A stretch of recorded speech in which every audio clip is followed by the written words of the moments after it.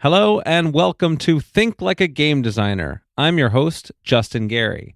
In this podcast, I'll be having conversations with brilliant game designers from across the industry with a goal of finding universal principles that anyone can apply in their creative life. You could find episodes and more at thinklikeagamedesigner.com. In today's episode, I speak once again with Soren Johnson.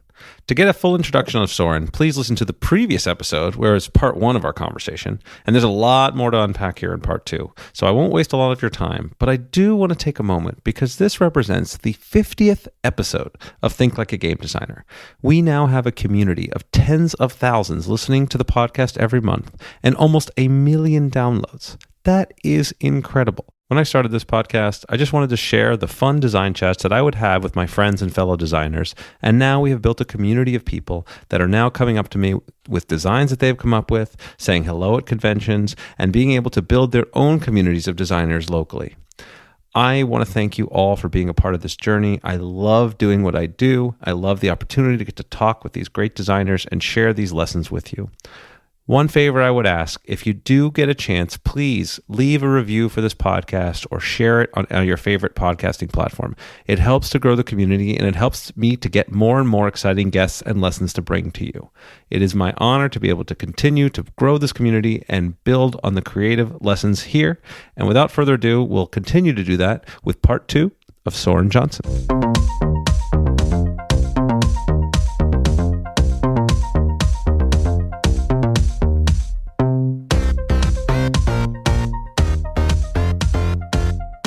Hello and welcome. I am back with Soren Johnson. Soren, this is exciting. We get to do a part two.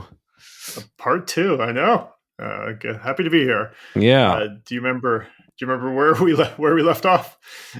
Yeah, I do actually. So this is funny. So we're about, I think it's like a month or 6 weeks or so after the first recording, which is a kind of a rare opportunity. I've had a couple guests on multiple times, not very many. Basically, I think you're just in the Richard Garfield is I think the only one that comes to mind right now that I've had on twice. So you're in good company, but those were were years apart. Yeah. Yep. Yeah. It's a totally different process because we're talking have very different topics, and what I want to do is build on what we talked about last time, and then really dig into your time with Mohawk and your kind of transition to kind of founding this company and what moves forward there. I'm very excited about a lot of parts of that. But what I want to start with actually is the Polytopia. Because in the last time we spoke, you recommended that game to me, and I played it maybe a dozen or so times. So I've got a lot of interesting insights now that I'm really eager to talk about, because I thought you were right that it broke down the genre into a very, very concise form, right? Which is something I really love and I always admire. But it was so short that I lost a lot of that feeling of epicness that kind of 4X genre entails. And so I had ideas on how to potentially approach this, and you being the foremost expert on this subject, I wanted to do a little design brainstorm with you if you're open to that. Yeah, that sounds great. Definitely.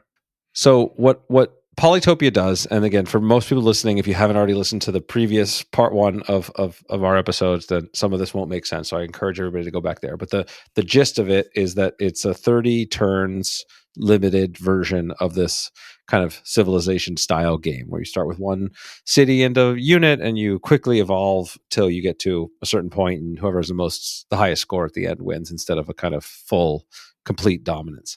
And what I found that I was missing is that the jumps between eras was so, just happened so quickly that I didn't get that feeling like each era was its own discrete thing that was meaningful. And what it made me think about was, because this was something you talked about as being really important, could you accomplish the same goal by doing something closer to, say, play 5 or 6 turns in the Bronze Age and then have some series of broader choice points that then like advance you up to, whatever the next era of that you want to deal with. And then we go to the, kind of to the meaningful, to the industrial age, and we go to the modern era, and there's maybe like 4 or 5 eras, and your performance in the previous ones then jumps you forward in a different way. What do you think about something like that, where you're still going to have this 30 turn-ish cap, but it's broken out to give you that more formal feeling of each zone, of each era? Right. So do you mean that like literally it'd be kind of like a succession of different games? Like like one game kind of leads into the next one, but the app is actually different? Or I'm just trying to understand what you're suggesting exactly. Yeah, my goal is to keep a game within this, like, let's say under 2 hour to play window, and Right. have the feeling of progressing through eras. So it is sort of connected where the results of era one, maybe you're fast forwarding 100 years or whatever in time, and then you're now era two starts based on the results of era one plus maybe some variants or some kind of large scale decisions that you make that influence where you go. Right.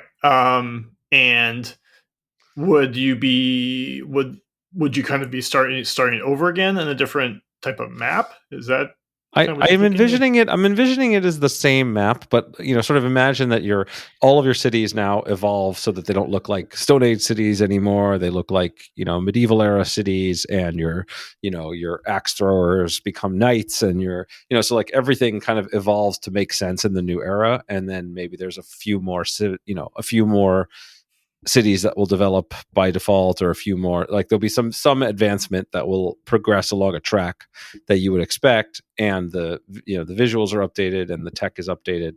Right. And I know, like, I didn't actually play it, but I know Civ 6 had this, the idea of, like, after each age progressed, you would then, in the next age, you'd be in a golden age or a dark age or something, depending Right. that your performance in time X influenced your advantages or disadvantages in time Right. X plus one. And I was thinking something like that, but sort of more dramatic, in the sense that your whole, not Right. necessarily have to change the whole map, but certainly evolve it from where it was.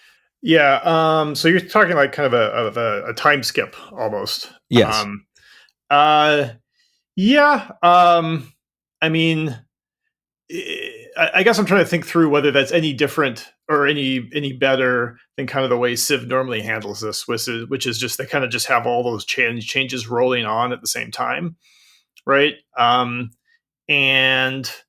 I mean, I'm sorry, there's like five or six things bouncing around my brain all at the same Oh no, time. I kind of just ambushed you with this, like, crazy Yeah, yeah. concept. So I'm not expecting any particular direction you want to take. This is all good. I mean, I also just want to acknowledge, like, I am, long time player, but no design experience in this space, and you have the most design Yep. experience of maybe any human on the planet in this space. So, Right.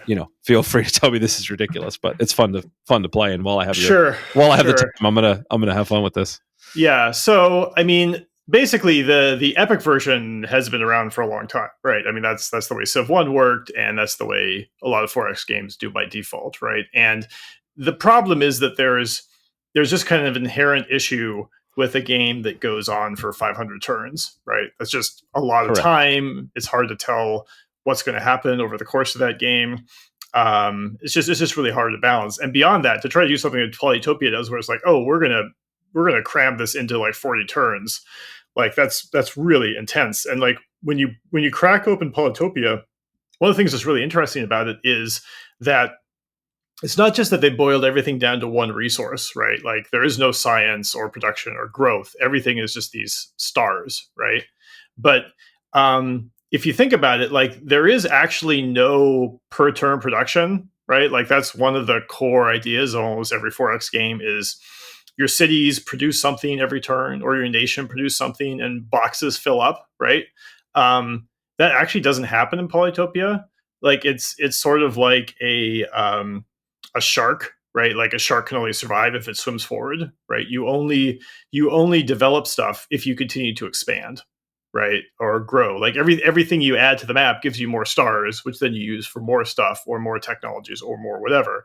But if you just sit still, like nothing happens, right? You literally won't develop, right? Right. So everything is like a question of like investing your current resources into something for the future. And so like if you look at that game abstractly, it's really more of a kind of sort of I don't know, almost like a 40 turn push your luck game. I don't know if that's the right way to put it, but like or a 40 turn engine building game, basically, right? Or not even engine building, because again, you don't get anything per turn. So it's just a question of like how to maximize your score. It's like a score chase game, which has a very different feel from a Civ game. And I'm trying to get around to is the first thing that popped in my head when you mentioned this idea is I don't know if you've played either PAX Premier or Oath, because both of those games, those are both Cole Worthy games, and they both kind of deal with this concept a little bit in that um, in Oath, it's meant to be kind of, it feels a bit like a historical game in that you play out like the reign of an empire, and there might be usurpers or rebels who try to take it down. And at the end of the game, it's sort of theoretically a legacy game, but at the end, you um, you basically preserve a little bit of stuff from the previous game to give you the starting point for the next game, but not everything. And you don't really, the people who play the game don't necessarily carry forward anything. They just play a new role in the new century or whatever. But it's kind of like if there was this windmill that was important in the previous game, it's now still there on the map in the next one, and maybe it's a ruin or something, right? So it gives you a different context, and that's kind of interesting. But what really makes that work is that you're still kind of like starting over again each game, Yeah. right? Like that's the thing that I would think would be interesting is if if you could make a game where kind of like Dark Ages are kind of built into the whole concept of like, okay, there was the Bronze Age, and then there's some sort of Bronze Age collapse, right? Then there's the Iron Age, and then there's the Dark Ages. And so, if you made, I mean, if you made some sort of essentially like legacy version of Civ where you're kind of like constantly starting over, but you're able to carry a few things forward from the past game, like I think that would be kind Yeah, of interesting. that's exactly the kind of thing I'm thinking of. I think it's great. It's like, it doesn't start over is maybe a stronger term than I would use, but it could be very close to that, potentially, right? So I'm what comes to mind is a kind of hilarious different style of game, but if you ever watch The Amazing Race, Mm-hmm. the reality show, right? They have, a series of challenges, and somebody can be way out front. Somebody could be Right. way out front compared to the other people, like hours and hours and hours ahead, and they win that leg. But then at the end of the leg, there's like, the top two people only have like a 15-minute advantage over the next people, right? So it Yep. compresses each leg so that it's still a close race every time, which also addresses one of the other problems of Civ games, right? Is there's such an exponential growth curve of resources that if you're out front at the beginning, the odds are pretty good that you're going to be out front, throughout the whole thing. So this gives you a chance to be like, okay, yes, what you did in the Iron Age matters, in the medieval age, but it's not like you're totally crushing. So almost exactly what you're talking about, I think, is how much you could carry over, what what the gap is, and what the types of things you carry over. I think obviously would need to be tested and developed, but that idea I think would be pretty compelling. It's interesting because there's no reason you couldn't do this with digital games because in a lot of ways digital is a lot more flexible than tabletop, right? But I think it's interesting because for the most part with digital games, they kind of are in one category or the other. They're kind of like these big sprawling games that kind of go on forever, um, or they're very much single session where you start over again. Where somehow, I think the development of the legacy games for tabletop has opened up this kind of really interesting category where people have this expectation of like, okay, we're going to be playing a similar game over and over again, but there's going to be a little bit of carryover, right? I can't really think of any core like anything that's doing that in digital that's similar, but Well, roguelikes or something along those lines, right? yes. Okay. Yeah. Yeah. Absolutely. No, that's totally true. I'm kind of thinking in sort of like the multiplayer context, um, and but I guess what I'm getting at is it actually seems to me like that's a really good We should theme. probably define those terms a little bit. We've had those discussions on the podcast in the past, but maybe just so people that don't know, if the term legacy and roguelike, would you mind doing a brief little what does that mean? All right. So roguelike descends from the original game Rogue, which was this sort of ASCII dungeon crawler from the 80s. And what it's basically come to mean nowadays is a game that's heavily procedural and also has a heavy amount of like consequence.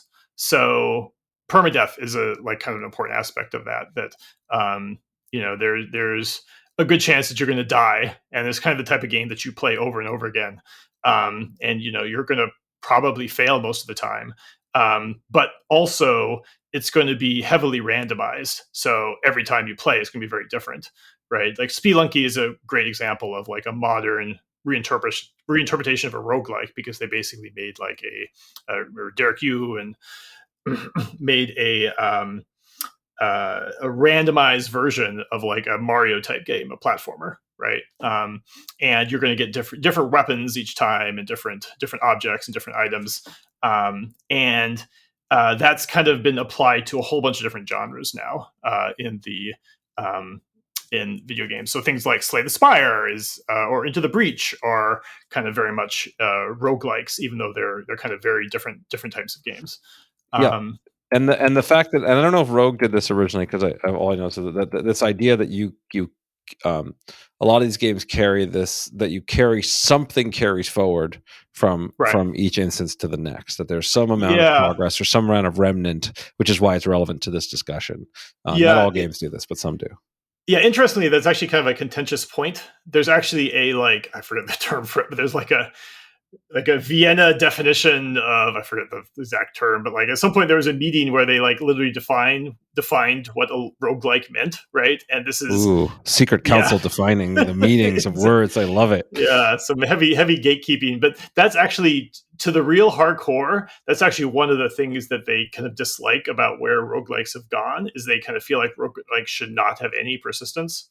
That the thing that's persistent is your brain, right? Like your understanding of the game has developed, right?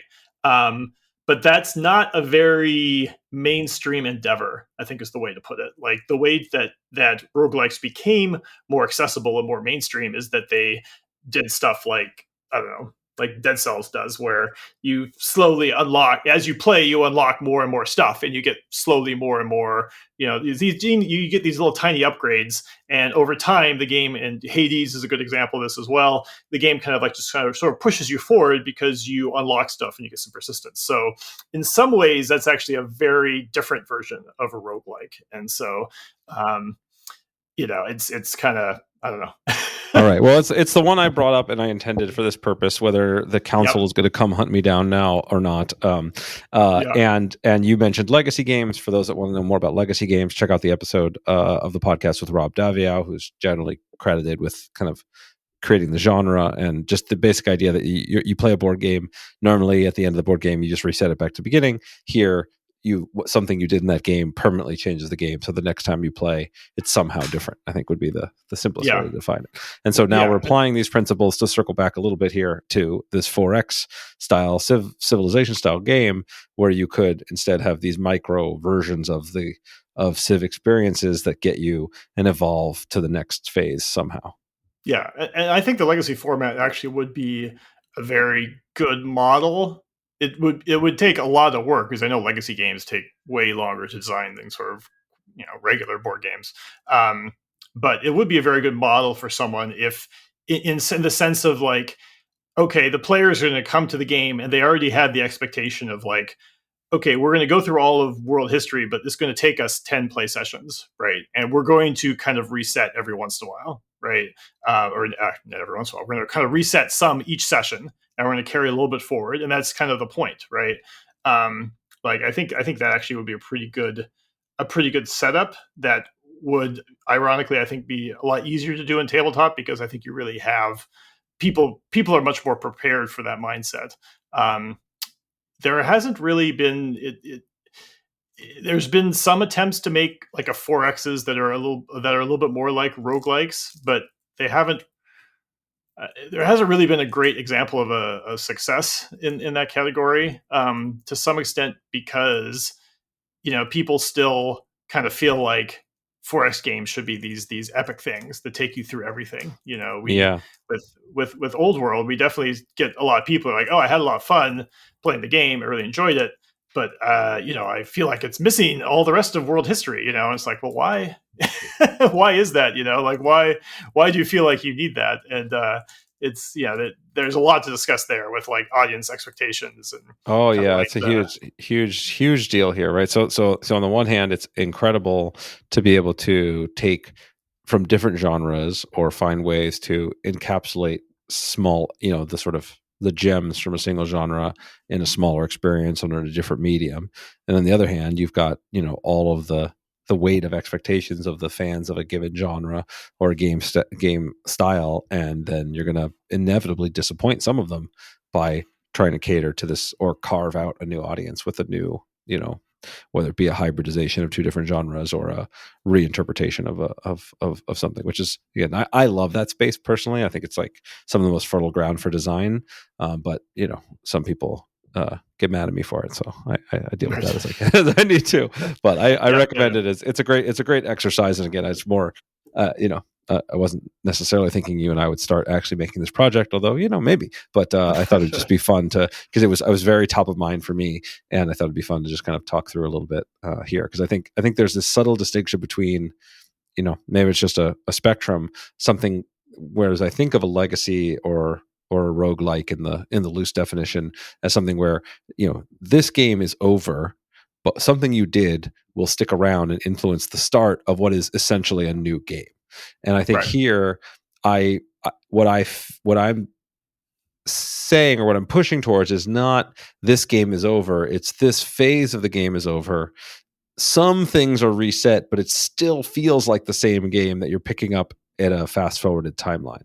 And it's that may be a subtle distinction, but I think it could be an important one.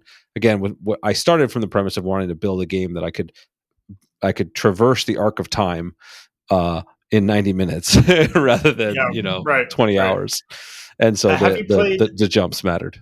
Yeah. Have you played History of the World, the board game? No. Okay. Have you played Small World? Yes. Okay. History of the World is basically Small World. Well, History of the World came first, but Small World is actually, I think they're both based off of Vinci, another older game. But History of the World is kind of like Small World in a historical context, right? Like, how in Small World you might be the wood elves or whatever, and then you become the the forest giants or something, right? In History of the World, you play the game over 7 eras. In the first era, one person might be the Babylonians, and someone else might be the Egyptians, right? And someone else might be whatever the Chinese dynasty was at the time, right? And you play through the rise of your empire, and you have a certain amount of like kind of power going into it, right? You have like, okay, you're going to be able to, you have like 6 forces, 6 moves basically on the board, and you're going to see how far you can advance. And then it goes to the next epic, and you basically then draft for the next set of empires. And some of them, and it's not at all balanced, right? Like in Epic 2, there's or whatever. In one of the epics, there's the Romans, right? And they come with like 25 units essentially, or 25 moves, which is way above everyone else. So it's somewhat balanced by the fact that you draft it based off of who had the least amount of power in previous turns, and there's also kind of like diplomacy to pull people back together. But at any rate, I love the game. I think that it does. It's the only game I've played like that where it actually does kind of look like world history, because what you have is these big empires come into play. They blow up on the world. They conquer a bunch of territory, and then they stop. And you move over and you take over. So because at that point, it kind of has this kind of idea built into it that there's a certain, I don't know, vigor to a nation, right? There's a certain expansion phase, and then at some point there's the decline phase, right? And you don't actually play out the decline phase. You just like stop and you move to be a new empire, and then you're essentially conquering all these old empires that are still sitting around on the board, right? And they don't necessarily do anything. They just sit there to be conquered, right? They just slow you down, if that makes sense. Yeah. And I think it works really, really well. And it kind of feels like a legacy game before there were legacy games. So I think actually that model really would merit some investigation if someone wanted to go down this path. Okay, great. Well, we can leave that there for any aspiring designers that want to pick up where we've left off. I think you and I probably both have enough projects on our plates right now, right. but it's exciting. And yeah, okay. So I wanted to go there because again, I rarely get an opportunity where I have a conversation with a designer. They recommend a game to me to address a problem, and then I get a chance to play it and come back and then discuss the inspiration. So that was fun. Yep.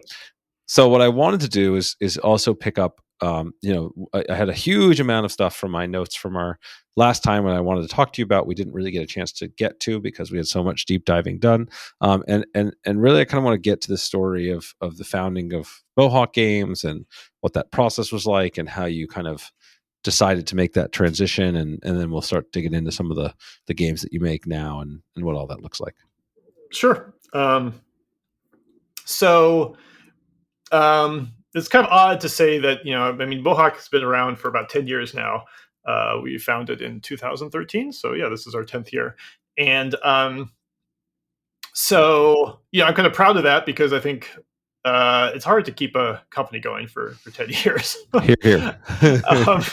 And you kind of think in retrospect that like, oh, he's very entrepreneurial or whatever. But honestly, I'm pretty conservative in terms to risk taking. And, I very much like the idea of like running my own company because I tend to want to work on the stuff that I want to work on. I guess that sounds circular, but like I want all the freedom and none of the risk. Right. Yeah, I mean, it's just that like I've worked at various companies for 13 years of my career, and sometimes what I was able to work on lined up with what sometimes my projects lined up with what I wanted to work on, and other times often they didn't, or I was able to work on something I wanted to work on, and then it got shut down for reasons that were outside of my control. And that was just that part of my work was pretty unpleasant, right? Like I had one game in particular that I worked on for about a year that the team loved. The place I worked at, we played it like literally every day, and we loved the game. We were really excited about it. And then the publisher canceled the project for various reasons. And it was heartbreaking. Like it was really, really difficult on me. And without those type of experiences, I probably wouldn't have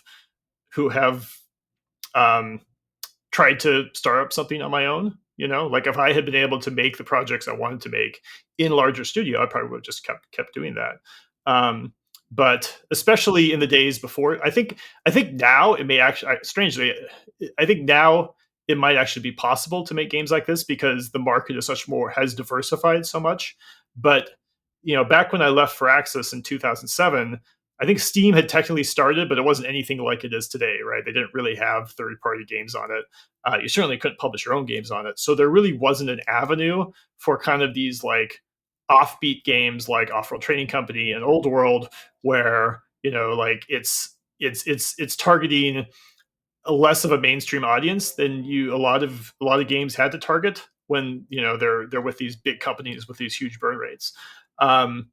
So if there's a period of time where I had some sort of general unhappiness because I wasn't able to make the games that I thought I cared about, wanted to make. I wanted to do stuff that was innovative, right? Like that I felt like was kind of be pushing video games forward in especially strategy games. So worked at Firaxis for 7 years, then went to work at Electronic Arts. I can't say I was very realistic about thinking that I'd be able to go there and be able to make the games I wanted to make. But Spore seemed like a really cool project, and it was a really, really cool team. So went for that.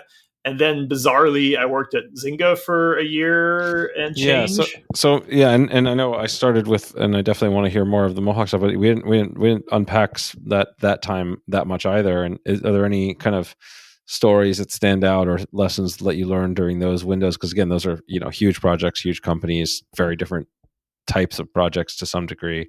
Yeah, anything that jumps out before we just leap past them. Sure. I don't remember. Did we talk about Spore much? I don't think so. I don't recall us talking about Spore a ton. It's certainly an exciting project, which maybe just give a little bit of a... Yeah, so Spore was Will Wright's, I guess, last big project at EA. He had made SimCity and made The Sims, so he kind of, puts him in a position where he can kind of has a blank check to like take some really big risk, right? And he kind of cashed that check with Spore, which is supposed to be this game about everything that takes you from... you start as a cell, single cell to multiplanetary, right, to a creature, then to a tribe, then to a civilization, then to sort of a spacefaring race. And beyond that, like he had a concept that each of these levels were essentially video games.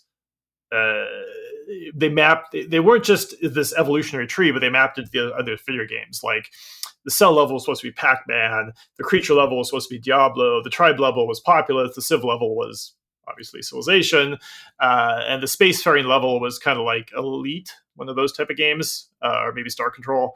And it was a huge promise. It had this amazing demo reel that was shown at GDC, where it kind of showed this kind of like scaling, going from this tiny level to this big level. The pitch of it was kind of it is one of these concepts that sells itself really well, right? And yeah, I had kind of hit a dead end at Firaxis, where I was like, okay, here's a game, here's a game I want to make. I'm telling you why I want to make it. This is why I think it's important. And they basically turned it down, and they said, well, you could do creative direction on Civ 5, right? And I think it's really sad because I mean, I really love Firaxis, and I had a wonderful time there. I think just the world of that company, and I don't think they were happy about telling me like, oh, you work, you just, co-designed Civ 3, you were the lead designer of Civ 4. Now we want you to, go back into the Civ coal mines, and work on Civ 5. Isn't it amazing how that progression happens, right? Where it's like literally like your dream job right. to be able to work on a Civ, and then to lead design a Civ, and then it's become the coal mines. Right. Yeah. I mean, it happens to all of us. It's just an interesting progression, right? That too much of a good thing is the opposite, and it's you're ready for the next challenge or the next thing. So anyway, just worth interjecting, because it's an interesting thing. Most people think that if they just get this one thing, this one job, this one promotion, this one spouse, car, house, whatever it is, that then everything's going to be fine. Everything's going to be happy. I won't need anything else. And then inevitably there's another hill to climb. So anyway. Yeah, absolutely. Yeah, it's it put me in a weird, like after Civ 4 shipped. I mean, I've heard other people talk about this when you have a project and everything goes really well. It does leave this weird situation. Okay, well, now what do you do next, right? Like you can't. Do you try to double down? I mean, I put everything I had creatively, emotionally, etc., into Civ 4, and I'd say, I'm so fortunate that it paid off. Right, a lot of people are in situations where they do that and the projects don't succeed, right? Or maybe they get canceled, right?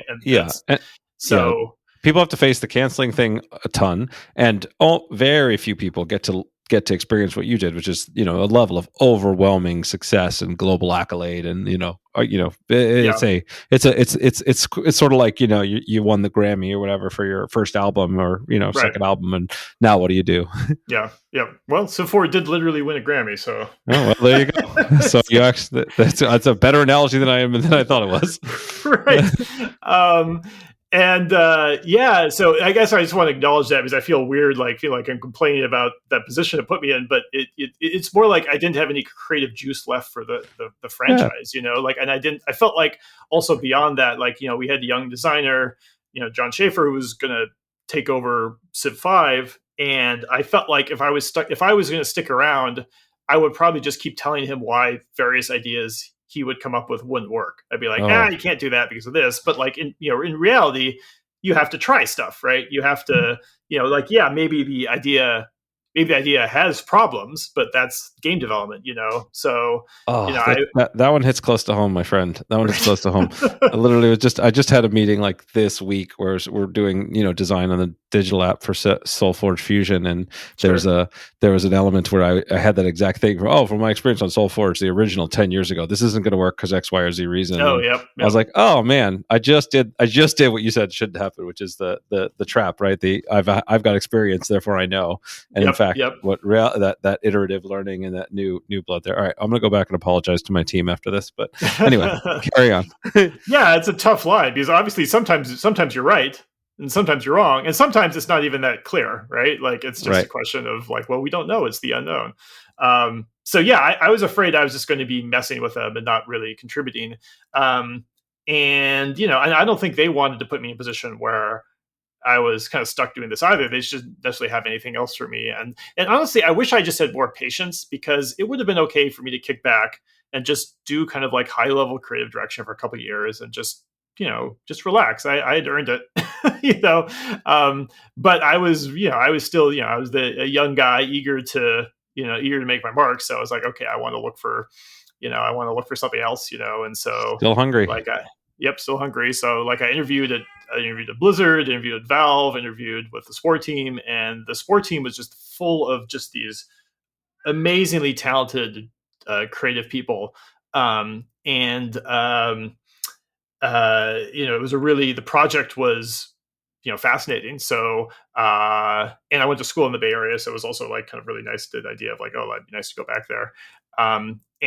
So yeah, we moved out, and I joined the sport team, and it was a troubled project. Once you got in under the, got inside, I saw like, oh, actually there's really big problems trying to like kind of staple these different levels together.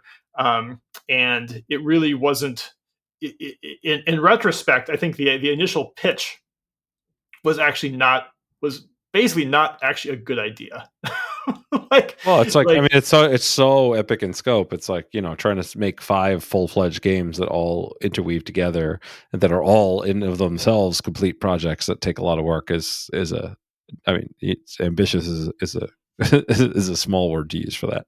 Yeah, yeah. I mean, it's hard enough to make one good game, and then also to make like 5 games where they also have this extra constraint of like, oh, and also the things you do in each one of them needs to be meaningful for the future levels, right? Like that was something that would come up a lot of like, oh, okay, maybe we can do this in the Civ game, but this doesn't have anything to do with stuff from the previous levels, right? You need to feel like your decisions earlier actually matter by the time you get to the Civ level. And it was just a really huge challenge. And also kind of halfway through the project before I got there, they kind of like hit on this kind of idea of like player expression and creativity.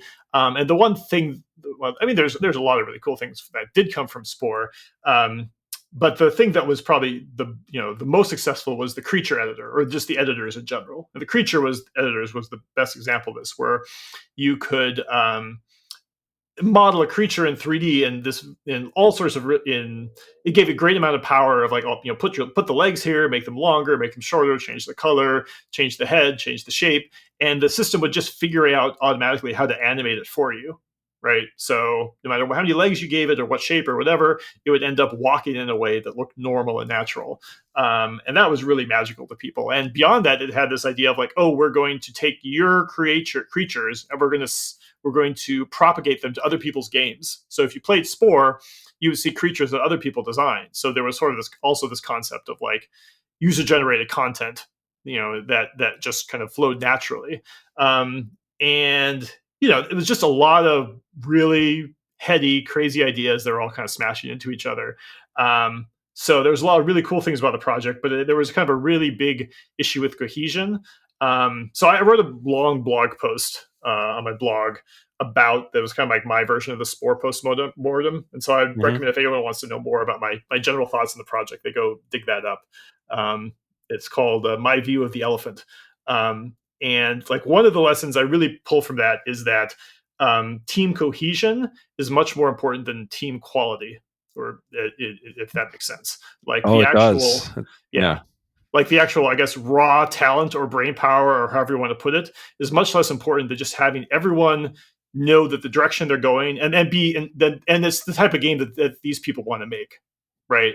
That the issue we had with the sport team is you had, they picked all these amazing individuals, but some of them had the kind of like the Maxis Sims creativity game as a toy DNA, right? And then you had a lot of people like me who has had the more of the game as a game DNA, that the game should have some challenge, there should be a resolution, you could win, you could lose, like have stuff that matter. Like one of the things that came up in the editors a lot was this concept of like, okay, yeah, we can build the creatures however we want to, but are you trying to like make the best creature, like the fastest creature or the strongest or the whatever? And every time we did that, what ended up happening, if we started going in that direction, then people were like, okay, I want to design my creature to have the longest legs or the this or the that.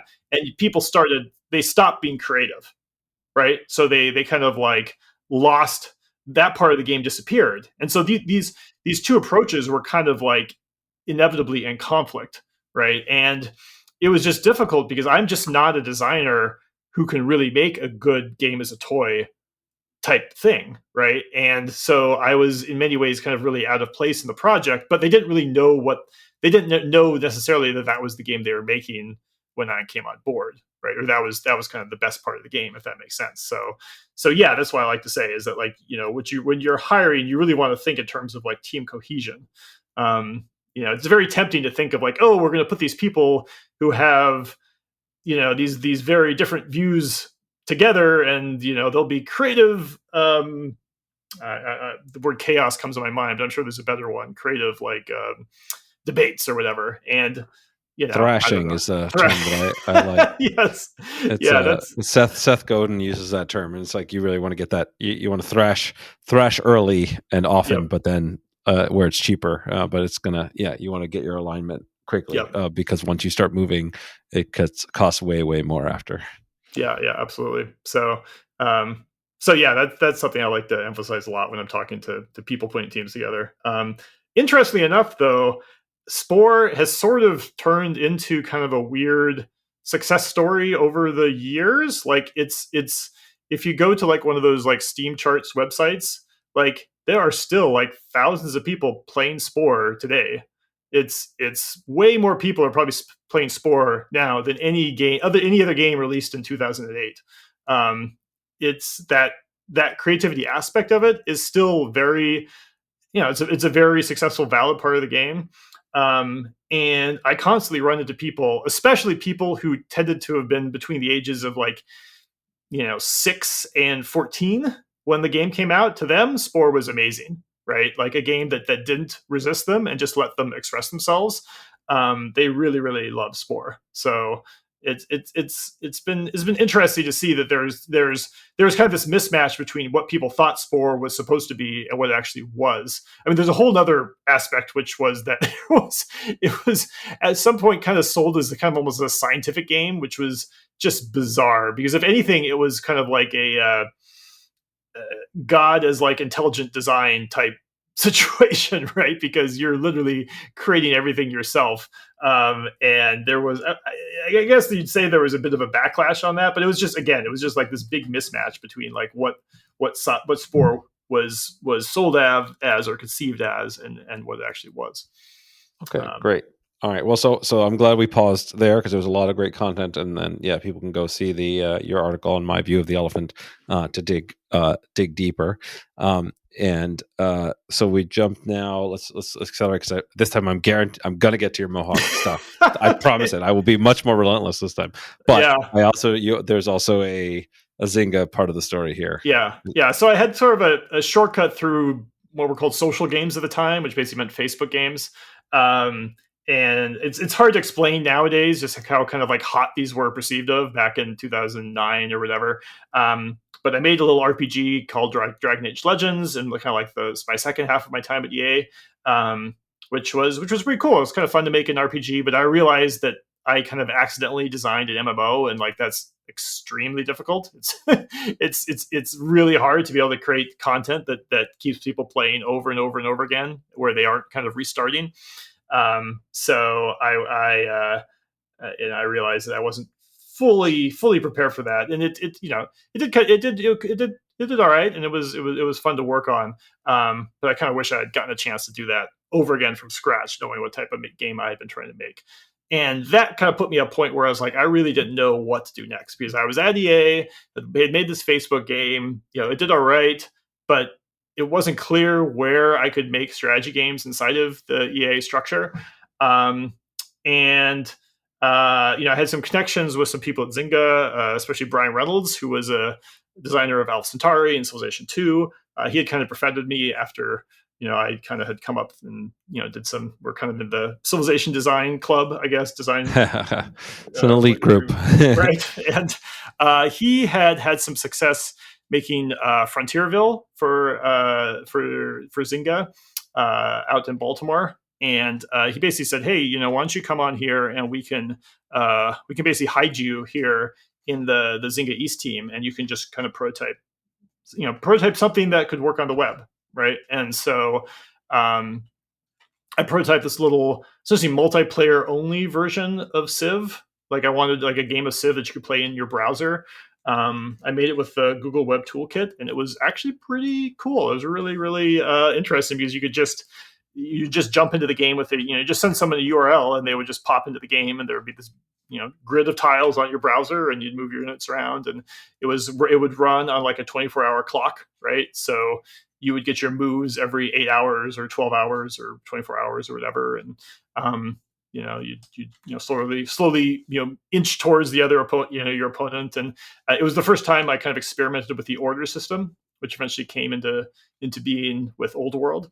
But it was really just like a project that I made by myself with like a tiny bit of art help and like a server engineer who was available to me just to do the basic back end.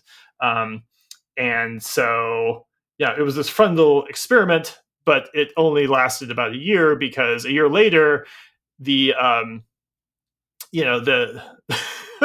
the social game boom was already starting to descend a little bit, and the project the studio had made next, Citadel 2, didn't do very well, and so it, as along with a number of other studios, started getting shut down. And so I was just essentially a victim of that, I suppose. But it was fine from my point of view because I was given a year just to experiment with this kind of interesting concept, which led to kind of some fertile ideas that I kind of used later. But the upside of it, I guess, was this is the first time I'd ever been laid off. And it kind of forced me to figure out what I really wanted to do because, got laid off from Zynga. Zynga gave a very, very generous severance package. So, I was like, okay, I've got 6 months or whatever to figure out what I want to do. And it definitely seems like just joining these other companies is not working out because they have their own sets of priorities. And beyond that, even if your priorities are aligned when you join, those things tend to change over time, right? And so, I felt like, I'm going to have a hard time achieving the things I want to, in these other companies. And so I started seeing if I could pitch a game to, various publishers. And, I already knew the game I wanted to make, which was Off-World Trading Company.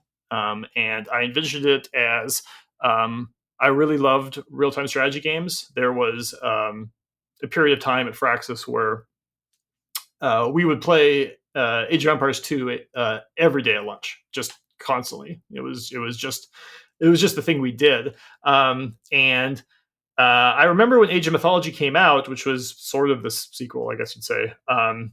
And also I had a similar feeling when Age 3 came out. I got the game, played it, and I was like, okay, this is really cool. There's a lot of cool stuff here, but like the very core of the game, like the dynamic of like, okay, I have to do this to do that, and then this happens and that's a typical match, was identical to the previous game. Like, yeah, sure, you're moving around, in Age of Mythology, you're moving around, crocodiles that shoot lasers out of their foreheads, right? Like it's because there's like Egyptian mythology, there's some really new stuff here, but you're still like starting with a base, and then you send some workers to gather some berries, and then you build your first units, and then you build another base, and then you start building some knights or whatever they be, the heavier units. You go attack the other guy. The arc of the match and the sort of the inner core of the decision making was just the same thing, right? And so I just didn't play the game as much because I'm like, I've actually kind of already played this game, that it got me thinking about, okay, what do I actually like about RTS games? One things I really liked was, okay, these are, I like the format of the game. Okay, this is a 20 to 30 minute game. All right, it's short. It's you have to think on your feet. You could play with 2 to 8 other people, right? Like it's a game that works really well multiplayer because it's real time. and then there's a resolution at the end. And I was like, okay, and it's strategic, right? So like that's what I like. Clearly, there must be other ways to make games that fit that format that aren't just a game about building a base and then doing a tank rush, right?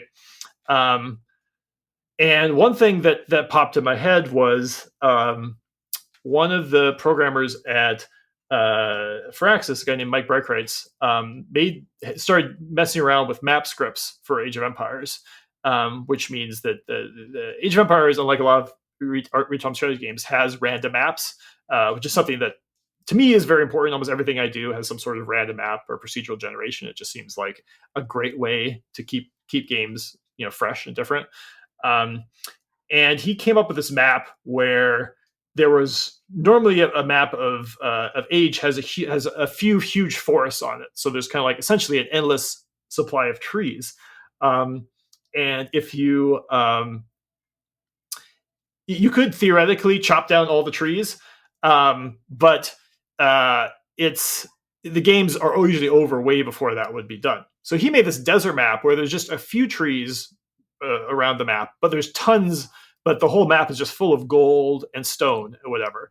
And we played this game, and we were used to playing a certain way because it's like, okay, wood is easy to get, gold is hard to get, right? And naturally, some of the best units in the game, like the knights, they cost a lot of gold because gold is the less common resource, right? Suddenly, here was a map where that's flipped, right? It's hard to get wood, but it's easy to get gold. And you could see that like early on in the game, we were failing because people hadn't adapted yet. People hadn't realized, okay, actually what I need to do is make as many knights as possible, right? And then, we could see like halfway through the match, and then people were like figuring that out, trying to build as many knights as they can. And then the unit that normally countered knights cost a lot of wood, right? Because that's like a spearman type unit. And then it's like, the normal counter isn't available. Okay, what else can we do? So you can see that everyone was like thinking on their feet, and like they were having to like adapt their strategy. And I was like, well, this is amazing, right? This is a great experience. I don't want to play a game where we're just doing a specific build order. So I was like, okay, well, how can I get more of that into an RTS? Right. And beyond that, like I had this thing of like, I don't want to make a game. I don't want to make a combat game. Right. And so I was like, okay. So RTS is this real-time strategy. And instead of the more classic examples, like your, Warcraft and Starcraft, you want something where it's a little bit more of a economic or civilization battle. So Right. Exactly. And then there's a bunch of other games that I kind of was also thinking about, like Railroad Tycoon had kind of like a really great kind of idea of like kind of like the resource tree. You get the cat, you take the wood to the paper mill, then you take the paper to the whatever the goods plant or whatever. There was these like 2 or 3 step processes of moving people and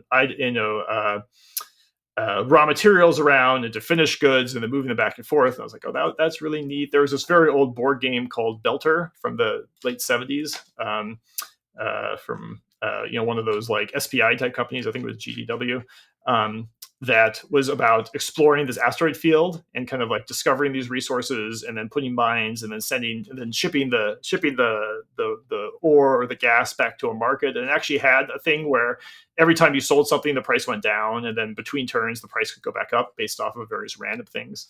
And Age of Empires also they actually did have a market building in the game. I mean, this was the other thing that was really fascinating about that map, where there was all sorts of gold, but very few wood, very, very little wood. There was this market building in the game that you could build, and you could go to it and you could buy wood, right? You could say, okay, I'm going to, take my gold and convert it into wood, and the price would go up, and that price would be global. So if you bought wood in your market, the price would go up for everyone else in all their markets. And we could really see that was super interesting in that game we played on that map, because normally what you're doing is you want gold. So you're selling your wood, you're selling your stone, you're selling your food, you're driving down the price because you really want gold, right? And then if the price gets low enough, then it kind of switches and people are like, okay, actually the price of food is low enough now that I want to start buying, right? And you got that. So this core tension of the value of every resource is dynamically being adjusted based upon what players are doing throughout the whole. Yeah. Yeah. That's interesting. Yeah, and in this game that we played where it's like, oh, there's not enough wood, suddenly the price of wood just kept going up, 100, 150, 200, 250, 300. Like this, we just never seen that. We didn't even know, like, it's like, is there a cap on these prices? Like, what's going to happen, right? And I was like, Runaway okay, inflation, danger, yeah, danger, calling the Fed. exactly. So I thought that was really interesting. And so I was like, I want to make a game that plays in this area, that is all about this idea of like this global market. The prices are dynamic. The prices are going to change every game because you're going to have these random maps with different sets of resources all over the place. You're going to have these resource chains where, like, okay, yeah, you can get the water and sell the water, but maybe instead you want to take the water and turn it into food, or maybe you want to split the water into oxygen and fuel, and maybe you want to turn the fuel into chemicals. But that's a very multi-step process. So probably most people aren't going to do that, which means that the chemicals are going to get really expensive, right? So maybe you'll aim to do that from the beginning. And you should also probably watch what everyone else is doing. And go ahead. Sorry, I'm interested because I realize I have to be more ruthless than I want to be to get through all the stories with you, because there's a lot of great ones. But it's I'm curious now. So you've got this. I understand the core tension of this game and the concept for it. Now you're in a position where you were laid off from Zynga, and you have a 6-month window to build a thing / pitch it to a publisher to get funding to build the thing. I want to hear a little bit more of that arc, the side of outside of the core mechanics of the game. We know what you're trying to build. What does it look like to be trying to build it? Because I imagine there's a lot of people out there that are in the same situation, and I could tell the story where people that get laid off, it's a disaster, it's crushing. Yeah. Whereas you framed it as what I think is a great opportunity. It's a great opportunity. I've got this window now to do what I want to do. Like, what is it? What does that process look like? Yeah, so that's why I kind of talked earlier about how like it's I don't know exactly how to tell my story because I'm actually somewhat conservative. I'm not really a big risk taker, so I kind of had to be pushed to do that. And beyond that, I think it's amazing every time I hear about these teams where like, oh, we quit our job or we did this thing on their side, we built this game and we got publishers interested, or we sold on early access, we got some players, or we sold it on our website. I think that's amazing because because of my success with Civ 4, I was able to basically shortcut that whole process. Like I was able to get a publishing contract from Stardock, which is a strategy game publisher and developer. And I was able to get a publishing contract based off of essentially my reputation and my pitch for the game. Right? I was like, this is the game I want to make. I've had success with Civ 4 and I'm ready to start prototyping it. And I was able to get the money before building the game. Okay, so just I want to unpack it a little bit because obviously, reputation, big successes under your belt, and this is something I recommend for everybody that wants to start their own company. Generally, like work for somebody else first, learn the lessons there, build a rep. This is exactly what I did before I started my own company, and so you have a reputation, and then how many publishers did you pitch to? You didn't have a prototype at this point. You just had a pitch deck of some kind. Like, what was to go from okay, hey, look at me, I made Civ 4 and all these other things, to okay, here's a big check, go. Yeah, I mean, honestly, not that many. I had already developed a relationship, with Brad and Derek at Stardock previously, because they had. Brad reached out to me when I was working on Civ because his company makes Galactic Civilization, which is a somewhat similar game, and we just kind of like traded stories and ideas and various things back and forth. And so he'd already kind of made it clear that like, hey, if you ever want to make a game, like consider working with us. And Derek, who this is Brad Rodell and Derek Paxton. Derek, who became sort of head of development, I forget exactly his position exactly, but Brad basically hired him to kind of run the studio. He actually kind of gained his notoriety in the industry from working on probably the most famous Civ 4 mod, which is called Fall from Heaven, which is essentially a fantasy conversion of. Yep, I've played it. It's great. Yep, it's a really great game. Fantasy conversion of Civ 4. I kind of had gotten in contact with him as that mod became more and more popular, and I believe like basically a version of it was actually included in the final expansion pack for for Civ 4, and it had a big mod team, and he was a well-known presence in the community.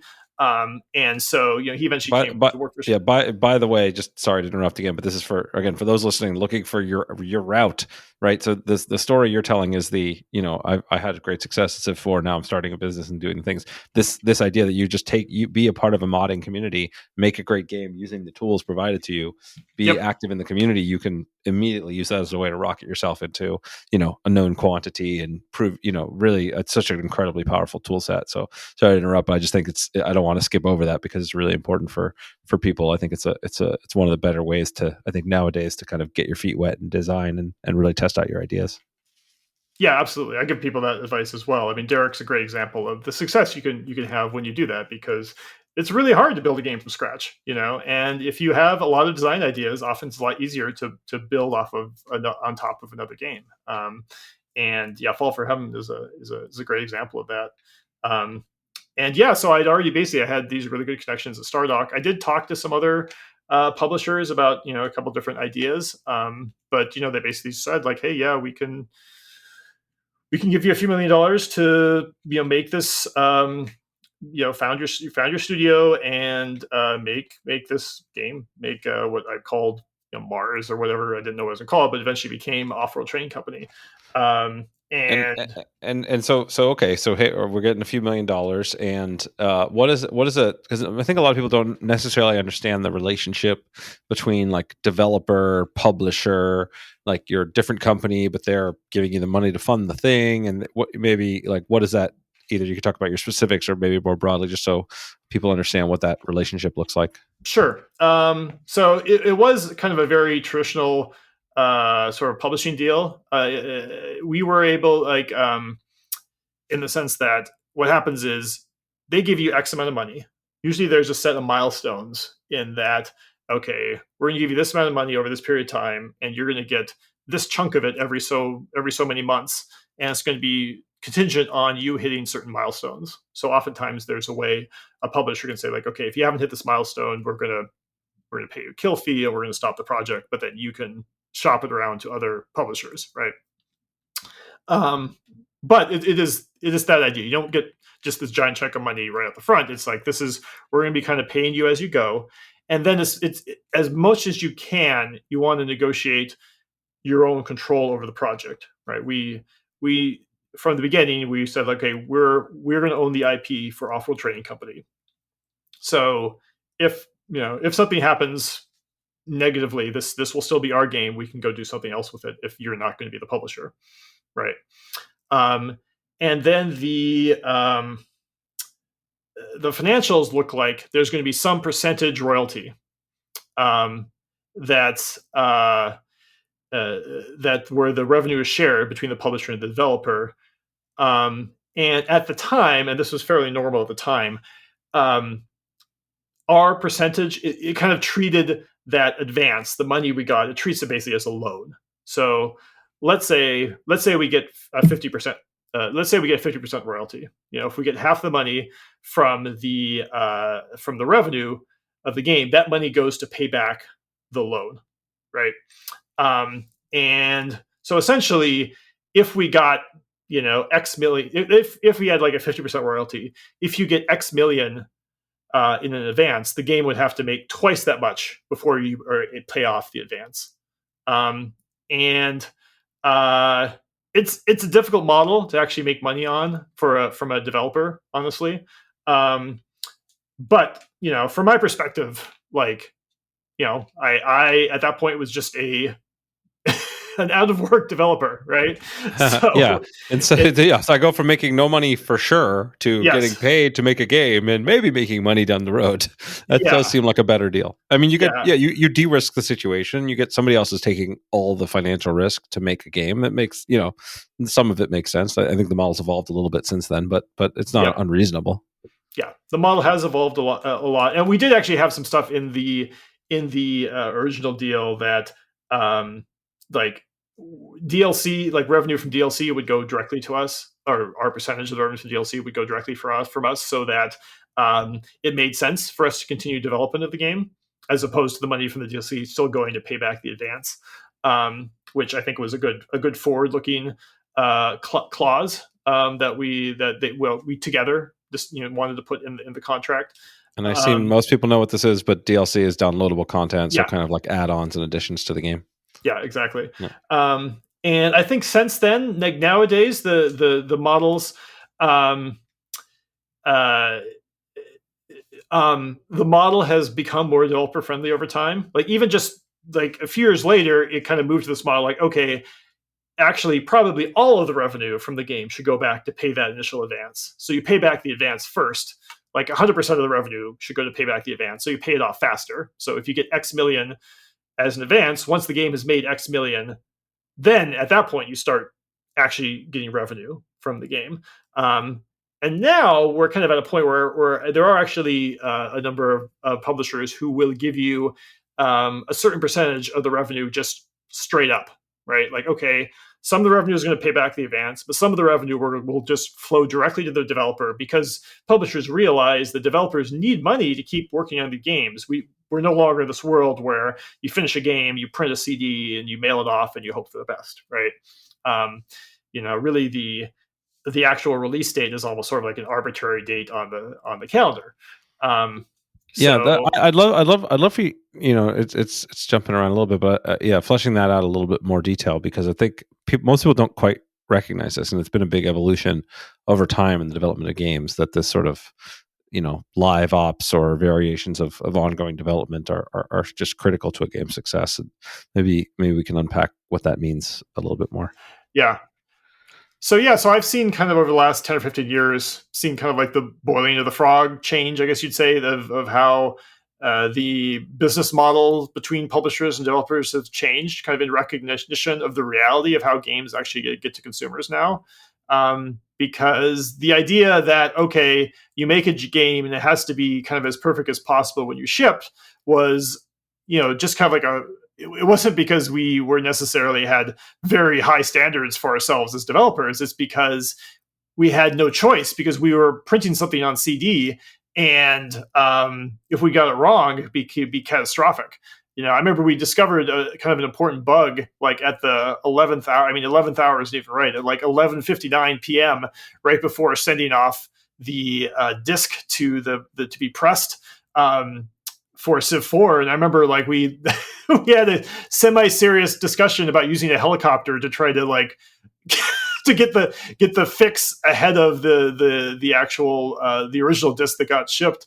And eventually we kind of like backed off and said, okay, we can still patch a game. This is not something most people experience. We'll just have to live with this or whatever. But basically you had a higher standard for yourself because you had no choice. You had to really, really try to get it right the first time. But as soon as we went to digital distribution, even whether we realized it or not, we were now moving into this world of like live service, right? That because you can patch the game every way if you want, every day if you want to, it meant a number of things. It meant that there was no longer going to be this arbitrary line in the sand of like, okay, pencils down, the game is over, right? Both in terms of in terms of like, okay, you don't have the fixed point, but also that like, and guess what? You can keep working on the game. You can keep improving it. You can keep doing that stuff. And there's also a way to do that to make more revenue, right? You can you can do DLCs. You can sell scenarios. You can sell, new versions of the game. You can sell expansions. You can do all sorts of things.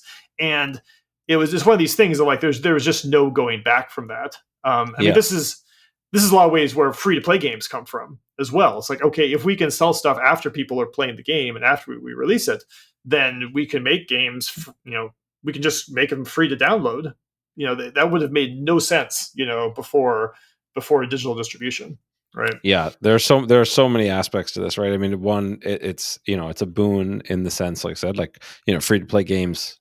Say what you will about the downsides of the genre, the idea that people could play get so much content for free is pretty amazing, and then you monetize afterwards, and then there's this what ends up being, I think, a pretty big downside in reality to designers, which is you're never done, right? Like it's always the hardest thing to say pencils down on a project, and with a still with physical board games, at least there's, hey, this is going to print, like it is done, it is out there, you can, but with digital games, that time is just gone. And now it's more just a marketing decision, whether you call a game, alpha launch, beta launch, real launch, post launch, DLC, patch 1, it's a very fuzzy space now. Yeah, we actually literally we have a weekly design and tech meeting here at the company, and we literally this week had a discussion where we're like, okay, Old World has been out for a year now. It's doing really well.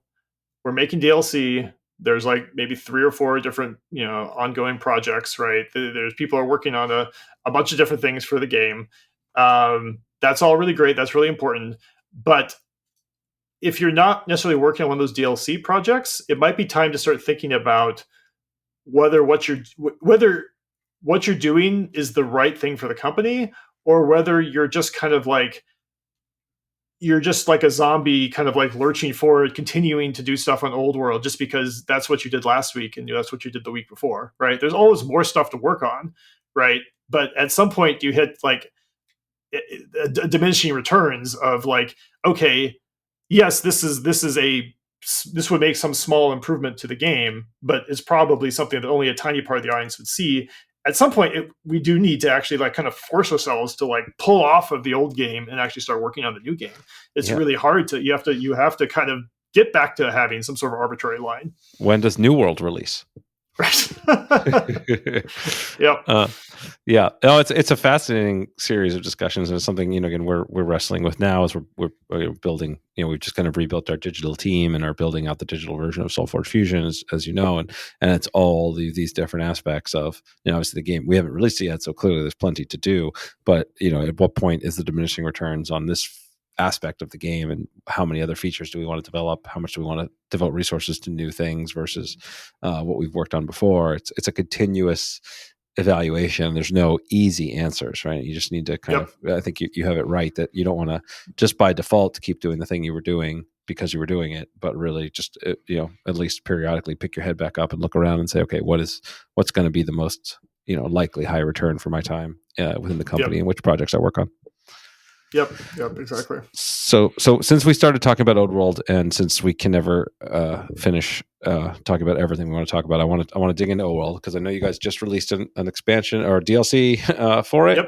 I think I think we've talked a little bit about it, but maybe let's give a kind of top line for people, a little elevator pitch for Old World in general. Sure. And I want to talk about some of the things that are maybe a little bit more controversial in it that are interesting to talk about. Sure. So I wanted to make Offworld as kind of the first game because, it was kind of like it was a really odd pitch, right? Like an RTS without combat. I know it was going to be very different. I kind of knew going in, like, okay, this is a fairly niche game, so I probably need to make it with a really small team. But I also knew that, like, okay, if Mohawk is ever going to kind of make, like a big game, one that kind of, sort of puts us on the map, so to speak, right? It at some point I may want to think about going back to, making a bigger 4X game, right? And I probably want to do that as our second project, because at that point we'll be more established as a company, we'll have more experience, we'll know what technology we want to use.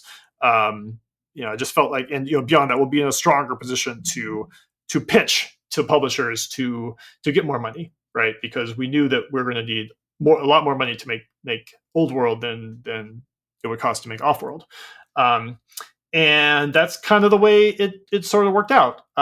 With Offworld shipped, did pretty well. But it didn't do so well that we could like use the money from Offworld to make Old World. That's a whole nother tier of success. That's still very difficult to get to. Especially because we had relied on funding for Offworld, so most of the revenue went to pay back the money it cost, and then it still took a while for profits to make their way to us. But again, like, it was not that difficult for me as a designer of Civ 3 and Civ 4 to go out and pitch a game saying, like, hey, I want to make a historical 4X game that pushes the genre forward and does these interesting new things. That this time through, I probably contacted 30 publishers maybe, 30, maybe even 40 publishers to see who might be the one that's most interested in this game. I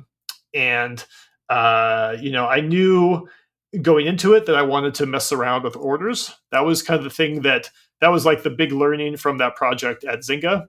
The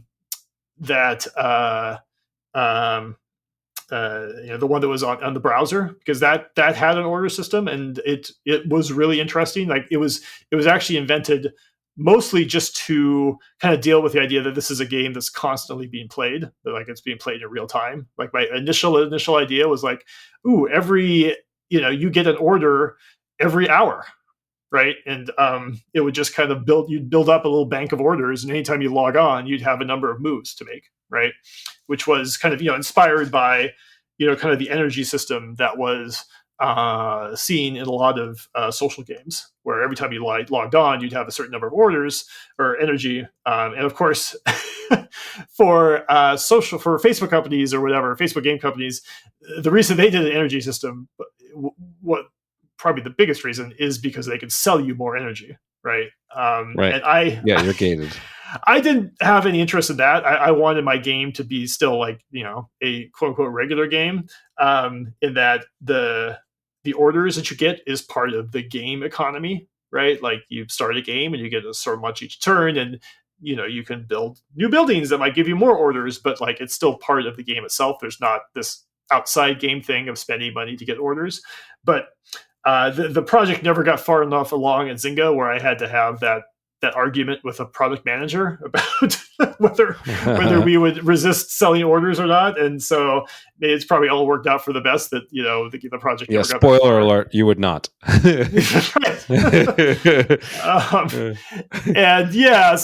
fortunately I discovered that like, but like taking orders and putting it kind of like slapping it on top of like a game that's otherwise very much like Civ was fascinating, right? Because it really opened up how you could play the game, right? Like, and so you define an order as a time gated number of moves that you're allowed to make. It's a move, right? So like in the really original version, in like the web based thing, like every order was a move, right? And you get a move every hour. We learned over time that was way too crazy, because then people felt like they needed to log in every hour to make a move. So eventually we kind of moved to something that's more player friendly, which is like, okay, maybe once a day or twice a day, you get a chunk of like 12 orders or something like that, right? But also when you logged on, when you get those 12 orders, you can use them however you want to. If you want to just move one unit 12 times, you can do that. If you want to spend your 12 orders on 12 different units to move them each once, that's fine too, right? And we learned these various things of like, oh, you can't just let people attack over and over and over again with the same unit, so because that's kind of crazy. So you can move a unit multiple times, but if it attacks, then it goes on cooldown for 12 hours or something like that. It can't attack again until tomorrow or something like that, right? Right. And so I was kind of learning all these little lessons of like, okay, how to make an order system work in a more in a way that might work in a more traditional Civ type 4X structure. So that was like kind of like the very beginning concept of Old World of like, okay, let's make a game like Civ. I kind of already knew also that like, okay, probably we want to limit it to the just one era. And probably initially, it's hard to remember the order of these things. Probably initially, the reason I wanted to do that was simply that we're a small company. We can't afford to make like jet fighters and modern buildings and whatever. Like we need to limit ourselves to just one era because we want to keep our costs under control, right? But like, yeah, let's just start in the era that everyone loves the most in Civ, which is the ancient era. Start you out with a settler, and let's just you'll have a few units, and we'll give you some orders, and we'll just see how the game plays out, and we'll build it as a multiplayer game at the very beginning, so that we can play test it as soon as possible. Even though we knew like eventually like 90 to 95% of our players are really just in it for the single player, we believe that like iteration is really important for game development. So if you can at all possible, and this was true for Off-World Trading Company, it was also true for Civ 4 way back in 2003 or 4. You talked about that a lot in our last episode as a really key insight, that multiplayer allowing for iteration and testing way faster and earlier than you would have otherwise was critical to your success. Yep. So we did that with Old World, and that worked out really well. Like the game, developed very quickly, and we were in a position, unlike with Offworld, where we could start developing the that's another thing. We were able to develop a prototype without having the funding. Like we did at least have enough money in the bank where I could kind of go off on my own, work on Old World. It was called 10 Crowns back then, while the rest of the team was working essentially on the expansion and DLC for Offworld. And so like I remember making like a little pitch video where I showed myself playing like the first 10 minutes of the game, which we could send off to different publishers. And we talked to a whole bunch of them. Eventually the best offer we got was from a publisher called Starbreeze, which is a Swedish company. They make the Payday games, and they were making a push into publishing back then with very good terms, because they were originally a developer, and they're kind of like, we're a developer, we know what good terms should look like, so we're going to start offering them to basically teams that we really like. So they funded Psychonauts 2, they funded the System Shock 3, and us, Old World, because we were seen as like, okay, you guys are a Civ spiritual successor. So basically kind of like new versions of games by the some of the key creatives behind reasonable strategy to de-risk, take proven teams and sequels to games people love, and hopefully those are more likely to succeed than random new projects. And I guess I might as well get into it now, but as a complete sidebar, Starbreeze ran into these serious financial difficulties, and they eventually had to go through a restructuring process. They emerged from it, and Payday 3 is on the way, and it looks like they're going to do well, which I'm really hopeful for, because they were actually a great group of people to work with. We really enjoyed the people who work with the Starbreeze, a lot of great people there. But they had, they took on some really big projects that didn't work out, which can sometimes sink studios. But fortunately, within Swedish law, they were able to work their way through the process of putting their company back together and radically downsizing. But part of the downsizing meant that publishing other people's games was probably not going to work out for them. So the Michael Neymark was the person running the studio at the time, and he sadly passed away a couple years ago. But he was a wonderful person. He helped us through that process of giving us a nice separation deal where we would give a small percentage of the revenue of the game that would eventually come out back to Starbreeze to kind of pay them back for the money they invested into it. And at this point, they've made a small profit off of their original investment in Old World, which is nice. But they were able to give us back the rights to the game. When we negotiated the deal, we were able to keep the IP because we kind of set ourselves as a standard for. Again, they were making developer-friendly deals. We had talked to a lot of publishers where that was not on the table. But like, if we're going to give you money for the game, it's going to be our IP, right? Yeah, and that is really key to hold on to. That is a really big thing to negotiate for. Yeah, it's easy to say that. That's something you go to all these sorts of GDC talks, and people always says always hold on to your IP. But I've always felt it's not disingenuous. It's just kind of like, hopefully you can negotiate that, but if you're if you're a few students coming out of school and like you don't have a track record or anything, like I don't know if you're gonna be able to get that term in the contract. You fight for it, but be aware that it's just a term like anything else. And right. I think there's sometimes when it might be better to take a higher royalty or more money up front or whatever if you don't think necessarily this is an IP that you're going to work on 10, 20 years down the road. It's not an ironclad thing. Like it's okay to sign a deal if the rest of it is okay. But yeah, that's great. That's great advice. Yeah, so there's these trade-offs, and we'll kind of wrap this up soon because we're gonna run out of time yet again. But I think it's important to kind of identify the different things that you could choose to care about. Right? There's sort of how upfront payment and de-risking what you've done, and how much work you have to do before you get that. There's a percentage of royalty and how that kicks in, and where what you're going to get for however long or ongoing. There's ownership of the IP and creative control. Maybe there's other things that are relevant here, but those are the big ones that I tend to think about. Is there any other ones I missed that should be part of the discussion? No, those are the key points, and we were so we had to control the IP, so it was fairly straightforward once we separated Starbreeze.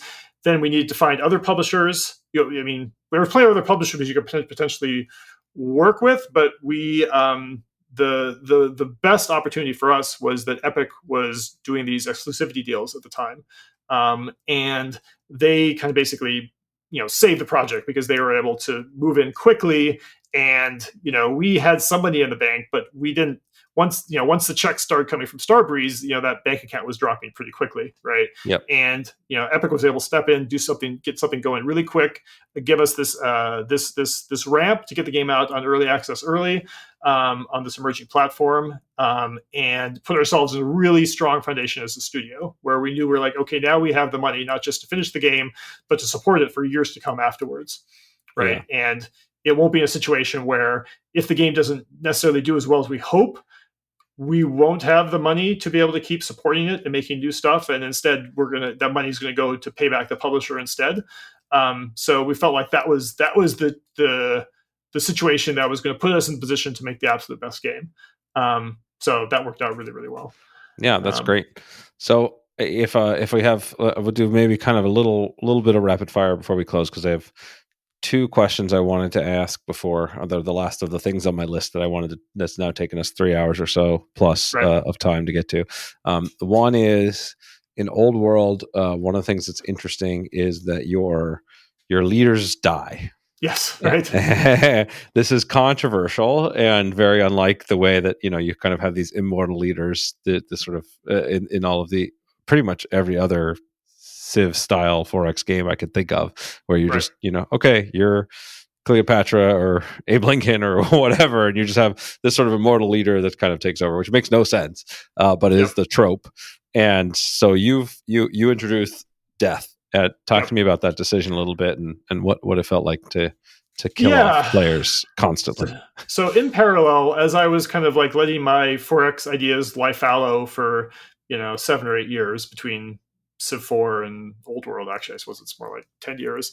I saw the emergence of a lot of games that were like putting a lot of emphasis into characters and real people, right? And XCOM is a good example of this, but especially the really big one is Crusader Kings.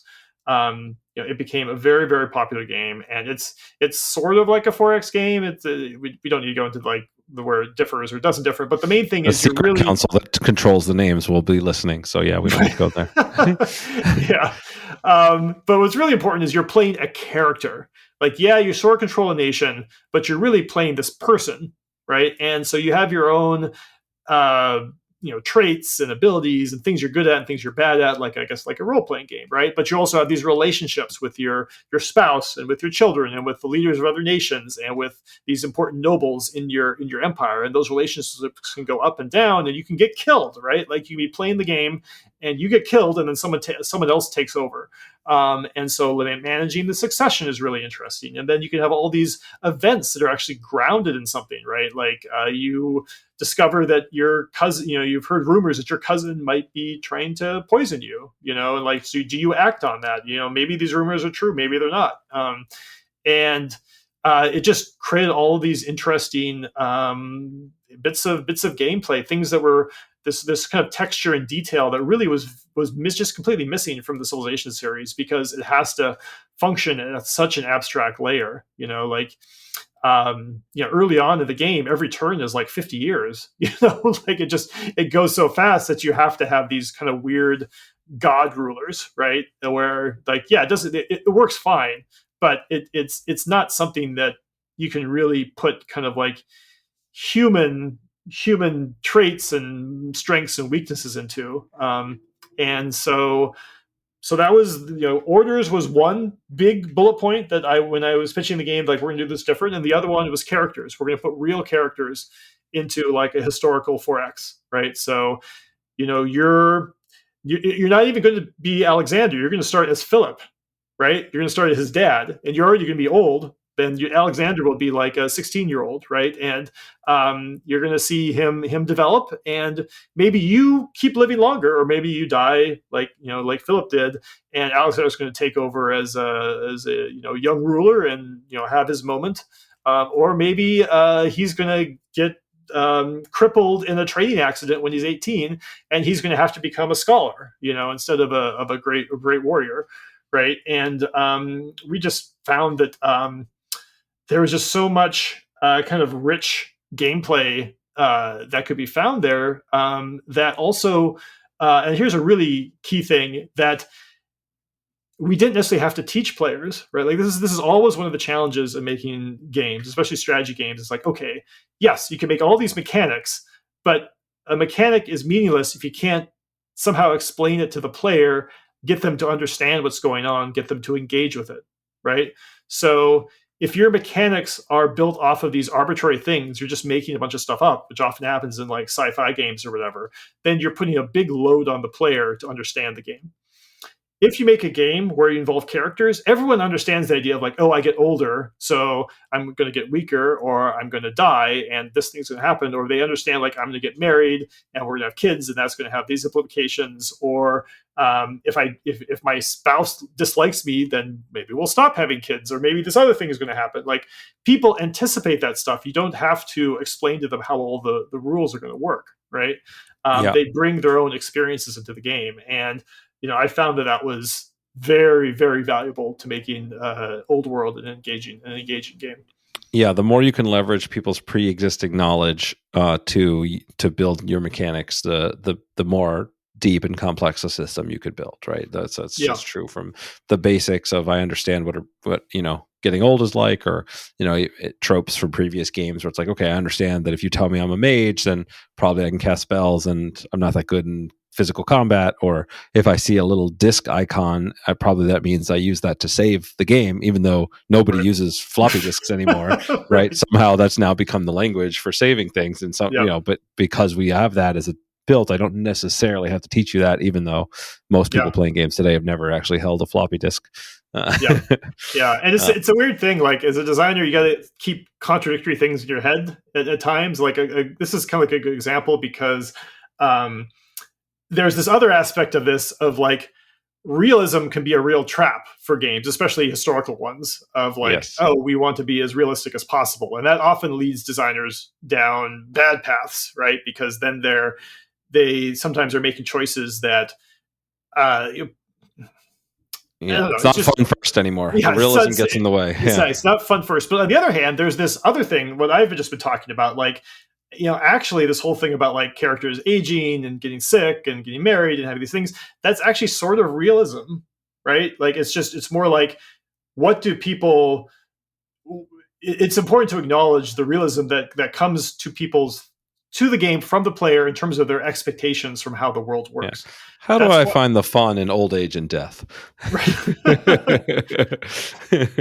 But I mean, anything, it is important to have a certain level of realism when you're trying to leverage stuff that people know. That's why physics games are really popular.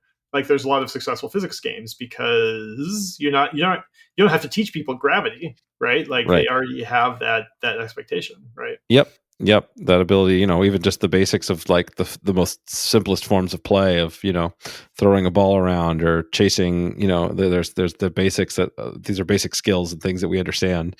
And the more that we build games that layer onto these building blocks, the more likely we are to A, understand them, and B, be attracted to them, because they're skills and relatable things, right? If I'm learning about human relationships and the processes of aging and the consequences of how I behave in relationships, as you can in Old World, that's going to be intrinsically engaging, because we're super wired and super fine tuned to care about that sort of thing, because that's what civilizations are for humans. Yeah. Like, we have a weird tiny little example of that, in that how infertility works in Old World. Like, we're generally speaking, we're very transparent about everything. It's a bit of like the digital tabletop game DNA, which is a kind of a part of our company. Like, we think that, like, we think it's really important for a strategy game to be very transparent about how the rules work, so you can anticipate the consequences of your decisions, right? But like, infertility is one place we kind of break that, because we just feel like it's kind of unrealistic. I don't know, it just feels wrong, right? That, you have a character and you see like infertile, right? Like it just like, well, how did you know that this 14-year-old's infertile, right? Right. Especially in the ancient era. And it's it's just something that you will eventually infer once they're 40 and they've been married for 20 years and they don't have kids, right? And I can't come up with a simple explanation of when you should do it one way or when you should do it the other. But like, this is just one place where I'm like, okay, I think we should be realistic here and not actually tell you, even though we're telling you like, oh, your character's proud and your character is debauched and they're witty and here's their wisdom rating. For some reason, it just felt like wrong to us to actually tell you that this character is infertile. That's interesting. Yeah, it plays into this broader question of so the as you mentioned, keeping contradictory things in your head, and then sometimes you have a principle that holds one way, and then there's certain cases where your intuition, your playtesting, etc., makes you feel that you need to go the opposite. And it's an interesting, quirky example of it. All right, so we have in fact gotten to the end of our time. The last thing I wanted to ask about, we're going to give you, let's say, two or 3 minutes to talk about, because it's going to be converted into an elevator pitch, which is this recent DLC. I mean, a couple months ago now, I suppose, for Old World, the Sacred and the Profane, and you just chose to make religion the focal point of an expansion, which is not the first time a Civilization style game has done that. But seems I've purposely avoided religion in any of my games, generally speaking, other than purely completely fantasy things. So maybe just talk to me a little bit about that, and you can go ahead and maybe give people if they're excited about this, then where they can go get it. Yeah, I mean, we want to do something on religion just because we feel like it's a really important texture of the era. This is a time when you have kind of the monotheistic religions that became kind of world religions and are still with us today, kind of like sitting right next door to pagan religions and cults and things that worked much differently than how really stuff that's practiced today. And so we felt like there was a lot of kind of fertile ground to do some interesting stuff there. And yeah, I know people religion's obviously a very sensitive topic, and I was the person who added religion for the first time to Civ. Civ was the first time Civ 4 was the first time we kind of named names. There was Christianity and Islam and Buddhism and Hinduism and so on. But we did it in the most like milk toast way possible because we were super, super anxious about it. Like the religions are literally just all the same. Like it's just different flavors, and it kind of just creates a framework for if any. I mean, it does a number of things, but one of the most important things it does creates a framework for diplomacy, right? Like, okay, if these two nations have the same religion, they might tend to be friends, and they may dislike a nation that has a different religion, right? Like we literally just kind of wanted something like that to give some sort of grit to diplomacy. But over time, Civ 5 and Civ 6, and especially a bunch of other games, like especially the Paradox games, have moved a lot more forward. They moved forward because they saw that, like, okay, having a couple of religions in Civ 4 wasn't the end of the world, right? Like we can start to experiment with some of these things, and this is part of the human experience, and it's good to have it in there. And at a higher level, this DLC. The Sacred and Profane is I'm really excited for it for a different reason, in that I've often found it difficult to work on expansions for my games because I kind of view them like this in my mind. I want them to be kind of like this perfect box of stuff, right? Like everything is necessary for the game is in there. You don't need more stuff, right? Like I want it to be perfect, and of course that's not how everything works in practice, but that's my goal, right? So it's often hard for me like to finish that and to be like, okay, now time to cram some more stuff in there, right? So I was really one of the things I was really excited for the event system in Old World, because it actually is a place where you can just cram more stuff, right? Like the event system is this essentially deck of like 4,000 cards, where each event has a set of like prerequisites. Oh, if you have a leader who's old and is a drunk and has a as an heir that has these qualities, then this card is valid, right? And there's 4,000 of them, so there's a whole bunch of different things that can happen. And in that one situation, variety is basically just a plus, right? Because if you add more cards, it's not going to weigh down the game. It's just going to make the cards you draw different, right, from one game to the other. And so essentially, if people like the Sacred and the Profane, the way that DLC works, we could just keep making these kind of event decks indefinitely, right? So, so far it's been very popular. People really like seeing the new events that come in, and we do things like it has a special. This is something important on the business side. It has a special frame when those events come up, because like we feel like it's important that when people play a game and they add a DLC, they want to kind of see their money on the screen. They want to look at like, oh, this event, I got this event because I paid the $5 or whatever to get the DLC. And presumably you weight that content a little bit more heavily, at least up front, that the new stuff's going to show up more often than the old stuff. We do a little bit of that, but for the most part, I don't think we didn't mess around with it too much, because it does kind of hit like this different area. So if you start building these pagan shrines, you're probably going to get some of the new content. So it does allow you to kind of choose. You can opt into it if you want. Yeah.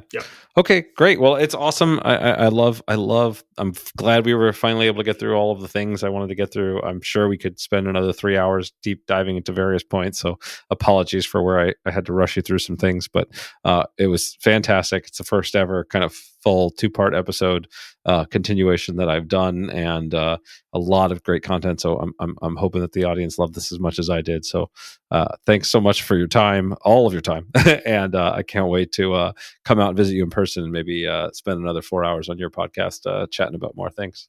Yeah, that'd be great. There's a lot of really good game designers in the DC area. I don't know if you've come out here. I have not been to the DC area since I went on a high school trip. So I will add it. I am going to add it to my list for sure. I think it'd be a great, as a nomad, I have a fair amount of flexibility in where I go, and I think it would be fantastic to come by and spend some time with you. Yeah, well, let me know, because it'd be great to have you on. So great. Awesome. All right. Well, so until our part 3, which will be on your podcast, this is great. See you soon. Cool. Awesome. Thank you so much for listening. I hope you enjoyed today's podcast. If you want to support the podcast, please rate, comment, and share on your favorite podcast platforms, such as iTunes, Stitcher, or whatever device you're listening on. Listener reviews and shares make a huge difference and help us grow this community, and will allow me to bring more amazing guests and insights to you. I've taken the insights from these interviews, along with my 20 years of experience in the game industry, and compressed it all into a book with the same title as this podcast, Think Like a Game Designer. In it, I give step-by-step instructions on how to apply the lessons from these great designers and bring your own games to life.